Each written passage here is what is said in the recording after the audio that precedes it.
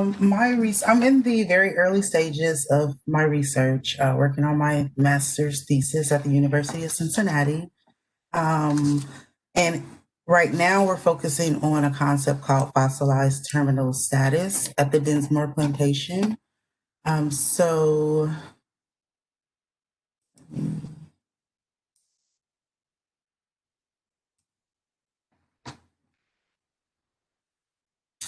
so life began at the Dinsmore Plantation for the Dinsmore family in 1842.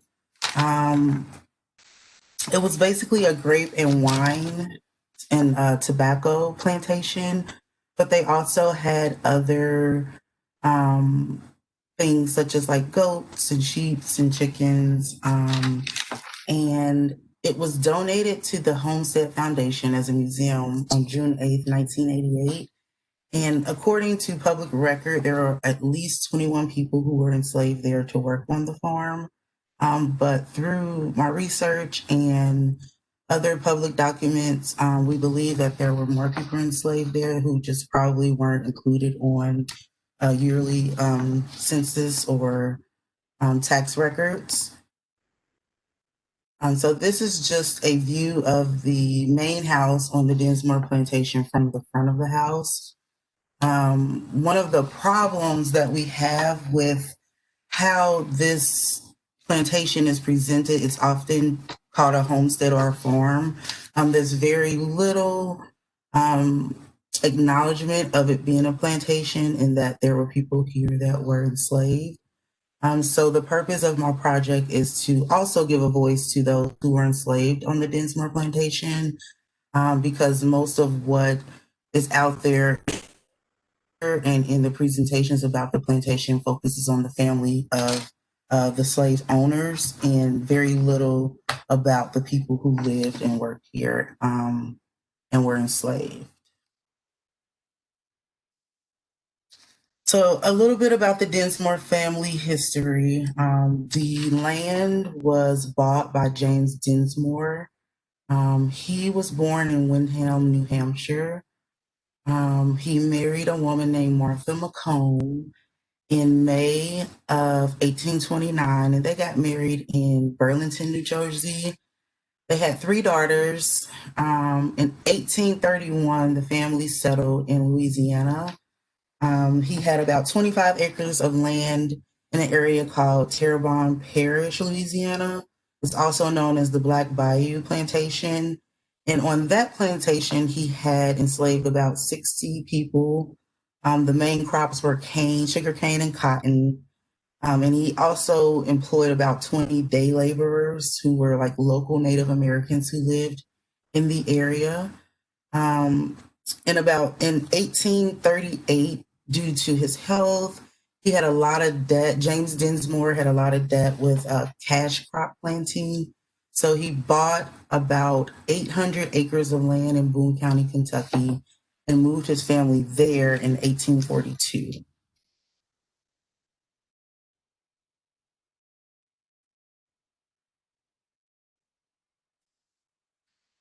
So the bulk of my research, although there were at least 21 people enslaved at the Dinsmore Plantation, the bulk of my research focuses on a woman named Nancy Magruder. She is pictured here on the left. It's a little hard to see the picture just because it's very old, but she's standing outside of her cabin that unfortunately it burned down in 1866. And she was moved to what we're looking at on the right here, which is the cookhouse. And she lived there until she died in 1906. Um, so most of my research for this presentation is located in the graveyard at the Dinsmore Plantation. But just a little background with Nancy Magruder. She was born in 1809 in either Kentucky or Virginia. It's the records aren't completely sure. She was purchased by James Dinsmore in Mississippi in 1825, and she was brought to Kentucky when the family moved up here in 1842. Um, in 1865, Nancy actually ran away from the plantation, heading towards Oxford, Ohio. she would come back and visit like periodically. So there may be some ties with her to the Underground Railroad. She was a member of a local church, Battle Creek Baptist Church, which also has some ties to the Underground Railroad. But eventually, due to her health and she was aging, she returned to the plantation in the 1880s, and she stayed there until she died in 1906. So during my project over the summer, in this area closer to the cookhouse, we were looking for evidence of like a burned cabin to try to locate exactly where her cabin was. And we did a small 1 by 1 meter excavation to try to uncover some of the artifacts that, or any evidence that points to Nancy living there. Because what we found when we're focusing on the fossilized terminal status is that the assumption that people who are treated differently in life will also be treated differently in death. And this concept helps us to bridge the gap between anthropological theory and archaeological fact. So this is a picture of the cemetery or the graveyard. Um, on the left here, it's very kept. It wasn't in this condition when we were working in there. It was sort of overgrown, and you had to move weeds out of the way to sort of look at the tombstones and the names there. But closer to the front of the cemetery, on the right would be the gravestones of the family and extended family members of the Dinsmore family. And then here on the right side of the screen, if you can see these little sticks poking up out of the ground, these are the grave markers for the people who were enslaved there on the plantation. So we did some ground penetrating radar, some magnetometry, susceptibility in the graveyard.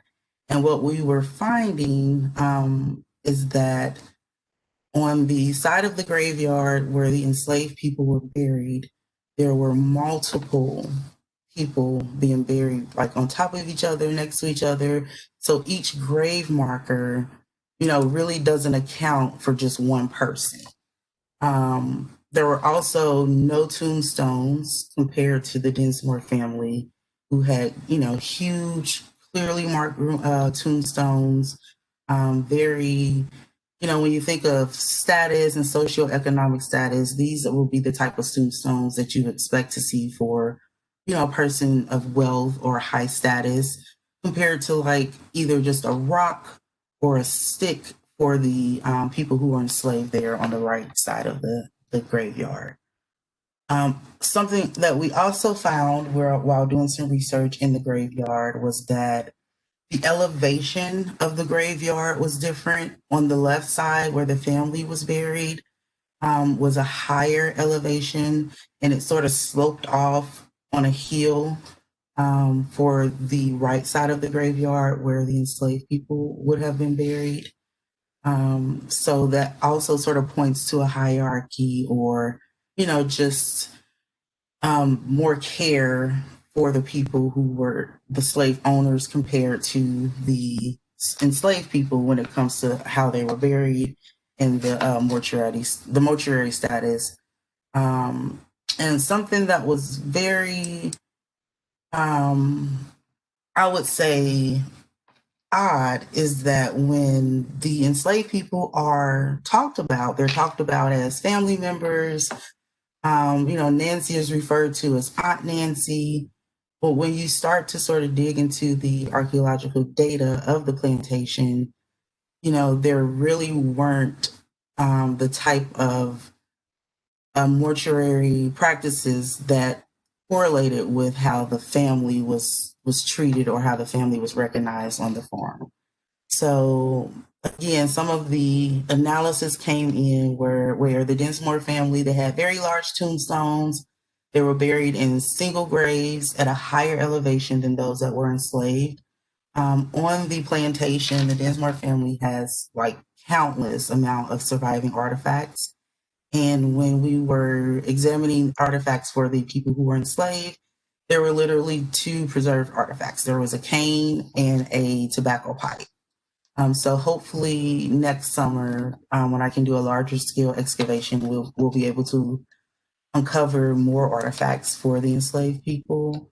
And this just gives you an idea. So on the left here is the cabin that Nancy stayed in and where she died. It's similar to the cabin that she would have lived in prior to the fire.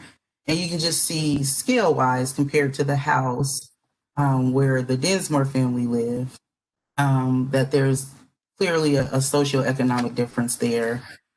So again, the euphemism that this is like a farm and the people that live there were family, it's just sort of clear to see that there was a hierarchy, and in reality, these people weren't treated as family.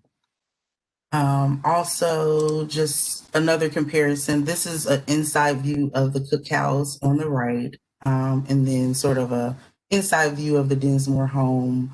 You can just see the difference in the type of objects that are present, the layout, how it's decorated. That there's a clear difference in the socioeconomic status of the family and the people that were enslaved there. Also, just based on the data that's been collected so far, again, this is still in the very early stages. I expected to find a social and economic evidence of how the Dinsmore family lived compared to how those enslaved lived. And with further research and a larger scale excavation, I do hope to recover more artifacts for Nancy Magruder and other people who were enslaved there, and just really be able to tell the story and give a voice to those who were enslaved there. Because with everything going on now, and with more attention being given to diversity and things that happen in history, we just want to be able to paint a more clear picture, and just bring a little bit of awareness to biases that can sometimes be problematic and create biased interpretation of artifacts in plantation archaeology. So thank you for your time. And does anyone have any questions? I'm checking the chat real quick to see. JeMiah, I have a question. Hi. Hey, JeMiah, how you doing? It's Bob Genheimer. We certainly know each other. I have a question. So I was briefly involved with Dinsmore stuff back, I believe, in the early 90s, and recognized at the time that it was a fabulous site for doing all sorts of stuff. I do remember, and maybe if I'm wrong, I thought the family had all these thorough records that they kept every year, what they grew, all their dealings. Have you reviewed those records? I have. Again, I'm in the very early stages of my research, but I have had some chance to review some of those records, which again is where a question raised for me, especially in the census records. When you look at how the ground penetrating radar in the graveyard definitely points to more people being buried there than what we're seeing reported on the census records. Okay, great talk. I enjoyed it. Thank you. We'll take 2 more questions, I think, just so that we're not too far behind. If anyone else have any other questions.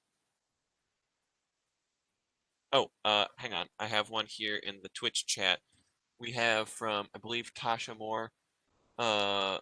She's asking, well, do you believe their Dinsmore tombstone sent a message to onlookers as owners to slaves, is what Tasha asks. I absolutely do. One of the things that I also point out, and I want to shed light on, is that, when Nancy was bought as a slave, she was in the contract for her purchase. And one of the things that struck me immediately in the graveyard is that, even in death, she's still property of these people. She's still buried on her land. Her family, may or may not even know where she's buried. So also what I hope to do is be able to, conduct interviews or maybe find some of the descendants of the people that were enslaved there on Dinsmore, just because Again, even in death, she's still property and, on this property where she was enslaved. And anyone who comes in from the perspective of,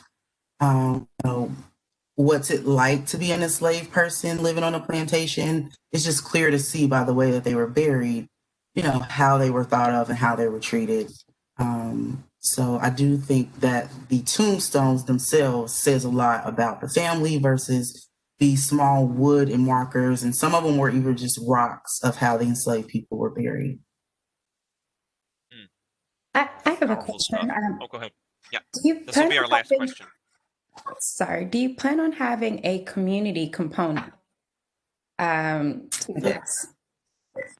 So I'm working with my graduate assistant, and we've been talking to the board of the Dinsmore Plantation, and they're interested in actually, depending on what we uncover as far as artifacts, because there just aren't many. We're thinking of doing a small scale museum to like display those artifacts and just tell, the story of the people who were enslaved there, as opposed to just the Dinsmore family.